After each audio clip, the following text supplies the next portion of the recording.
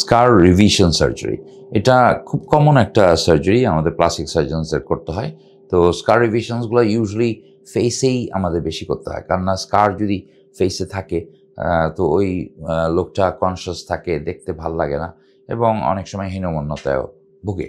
তো আমরা স্কার এক্সামিন করে দেখি যে কোন লোকেশনে স্কার আছে, কতটুকু বড় স্কার আছে, অ্যান্ড ডিরেকশন অফ দ্য স্কার কীরকম, স্কারে হাইপারট্রফি আছে কিনা, কিলয়েড আছে কিনা, এই জিনিসগুলো দেখতে হয়।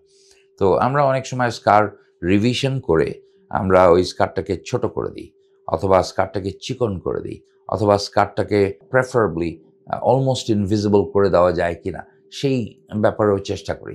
কিন্তু একটা জিনিস খেয়াল রাখতে হবে, স্কার 100% একদম চলে যাবে এরকম প্রমিস আমরা কখনো করি না, করা উচিতও না। কিন্তু ডেফিনেটলি একটা ইমপ্রুভমেন্ট আনা অনেক সময় সম্ভব হয়, এবং সিগনিফিক্যান্ট ইমপ্রুভমেন্ট অনেক সময় স্কার রিভিশন দিয়ে আনা যায়। তো সেই ধরনের সার্জারিগুলো আমরা লোকাল অ্যানেস্থেটিক দিয়েই করে দিই। হসপিটালে ভর্তি থাকতে হয় না, পেশেন্ট করে ওই দিন চলে যেতে পারে, বাসায় চলে যেতে পারে।